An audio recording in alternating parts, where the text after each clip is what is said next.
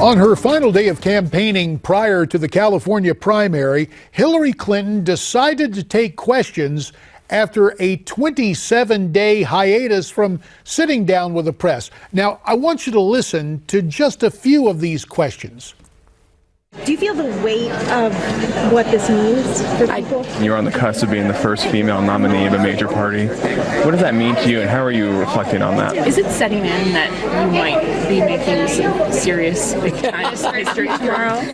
Yeah, there's a reason for that laughter. Not a single question about the email scandal, huh? Your chance to call in at 1-877-NEWSMAX. That's 1-877-639-7629 to talk about what's going on in California. We're pleased to be joined via Skype, again from Connecticut, by Newsmax TV political analyst Dick Morris. Dick, of course, co-author of the bestseller Power Grab, Obama's Dangerous Plan for a One-Party Nation. Let me just ask you about this double standard. Donald Trump taking the heat over the judges and the press letting Hillary skate on the email thing.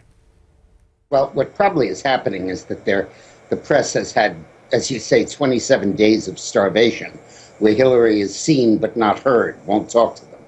And probably what happened is she said, okay, we'll do it, but anyone that asks a hardball question is out of here and not invited on the plane again. And they probably were respecting that ground rule. She did go on the Stephanopoulos show on Sunday. And George, to his credit, was no longer her lapdog, but really grilled her on the email scandal and made very clear that her standard statement that I did nothing wrong, that everything I did had been done by previous secretaries of state and I was authorized to do it, were all three lies, just totally incorrect. And George called her on it very effectively, I thought. All right, well, let's call on folks watching around the country tonight, Dick, at 1-877-NEWSMAX, 1-877-639-7629. Out west to Boise, Idaho, let's welcome Mark to Newsmax Prime. Hi, Mark. Hi, Mark. Hi, JD. It's an honor and a privilege. Thanks for making time for me. You bet. What's on your mind tonight, Mark? Well, I'm just wondering why the heck, whenever Donald Trump insults Hillary Clinton, and rightfully insults her, he's labeled as a sexist or a racist, and whenever Hillary Clinton insults Donald Trump, her foul words are labeled as righteous criticism. It's just horrible. Well, let's ask Dick about that. You were talking earlier, Dick, about George Stephanopoulos, one-time Clinton campaign worker and White House advisor, being tough on Hillary, but more often than not, it seems the press is not so subtly very much in her corner. Well, you start with the fact that 90% of the press is going to vote for Hillary, maybe 95%, maybe 110%. And so that they're going to run the campaign media as they can, biased in her favor. They would regard fighting Donald Trump as kind of a holy war. But, you know, Trump still manages to have his way with the media and still manages to overcome the attacks that are made on him and does it very, very well. The difference between the attacks on Trump and the attacks on Hillary is the attacks on Hillary are being made by the FBI and the Inspector General and the Benghazi Committee. They're attacks that aren't the statements of a politician. They're the result of investigations. And do not assume that tomorrow she will clinch the Democratic nomination. She's going to say she'll clinch it because she'll include superdelegates who can change their mind at any minute. When it comes to actual elected hard pledged delegates that you win in an election, she, I think tomorrow, the last day of the primaries, will be 200 to 300 votes short, which means she will be at the mercy of those superdelegates. And should the FBI turn negative in their report, should the Benghazi Committee have evidence that really hurts her, should she begin to suffer in the polls, should Biden begin to rise in the polls, you could see several hundred delegates getting together and saying, hey, we're going to vote for Biden. And a movement could develop that could sweep Hillary away. I'm not saying it will happen, but those are the stakes tomorrow. If she wins in California, she's safe. if she loses California, particularly more than 2 or 3 points, this could develop. And as you see it tonight, Dick, based on the polling, California very much in doubt. Looks like Bernie Sanders could, in fact, win there when we all review the results tomorrow night. Hey, listen, you made mention of the fact that Donald Trump does well with free media, but Hillary's not taking any chances. In terms of paid media, she's released another attack ad. Let's take a look at a portion of it, then get your comments. We're building a wall. He's a Mexican. How dare he question a judge's responsibility, a judge's adherence to the Constitution because he is of Mexican descent? Is that not a racist statement? I couldn't disagree more with a statement like that. Are you comfortable with a potential president attacking a federal judge for his heritage? No. All right, so it's the old use your fellow party members' words against you that Hillary's trying to use this time to make it work. Is that going to be effective? You never know with Trump. That could be a positive ad for Trump, underscoring that he's going to build a wall and that he's going to get serious about immigration reform. It's phrased as a negative ad, and it asked people to believe that Trump is a racist. But you can punch a pillow all day.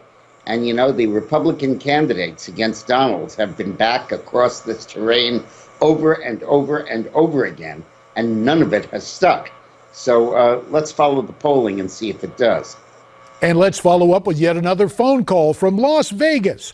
Connie is on the line. Connie, welcome to Newsmax Prime. Hey, Connie. Yes, JB. Yes, thank you for taking my call. Listen, JB, I am a big Donald Trump supporter. The time has come now for Trump to stay focused only on Hillary, okay? He has got to stay focused or he's going to lose this election. Too many people are counting on him to win this election, and he needs to stay focused and serious. Forget about that judge. That judge is not irrelevant in this situation. Thanks, JB. Thank you, Connie. Trump sees it. Well, I appreciate it. This is something that came up with advice from consultants and wise folks like Dick Morris. When you have a case to make, repeat and repeat and repeat it. And Dick, as you pointed out, it's pretty much of a target-rich environment when it comes to Hillary Clinton. But yet, despite Connie's, I think, well-intended protestations, is there a kind of a savant genius with Trump? The way he shoots from the lip? The way it resonates with so many people out there? Well, I think there certainly is. And that's a good way to put it, JD. But the reason he's going after the judge is obvious, that he's going to have a negative verdict in this lawsuit, this Trump University lawsuit. And it's politically motivated, the lawsuit. The lawyers for the plaintiffs are Hillary supporters who've given $400,000 or $500,000 to Hillary. And they're not going to settle this case because they want it to go to verdict and they want a verdict to be against Trump. So Trump is laying down the predicate for this verdict by making everybody focus on the bias of the judge. And when he loses the case, he'll point to those allegations of bias and say, I told you so. This is a necessary inoculation that Trump is giving himself against the day that he loses that case. Only about a minute and a half left, time enough to go back to Phoenix, Arizona, my old stomping grounds, and welcome Kay to Newsmax Prime. Hi, Kay. Hi, JD. Hi, Dick. Hey. I just had a thought at how very easy it is for these people on the left and the right to criticize Trump when they aren't the ones being sued or having to depend on a judgment from a person who may or may not be biased because of his heritage and Trump's stance on immigration. Yeah, well, I think that it's worth sharing the spotlight here a little bit.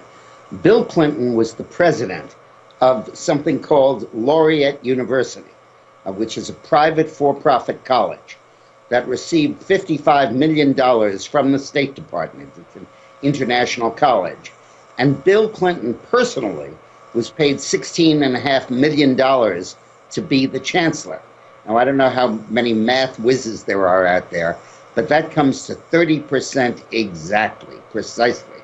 And now, after they paid this money that could only be characterized as a kickback in return for State Department money, it's going broke and it has $4 billion of debts. And that's a university situation using the taxpayers' money, something Trump University has never done. I'd like to see Donald talk a little more about Laureate University. That's precisely the point. You can make it because it is a target-rich environment, as we pointed out. Dick Morris, tonight from Connecticut. Dick, as always, we appreciate your insights and analysis. Now, up next, two ladies you've seen before, but you want to hear from them again, Diamond and Silk.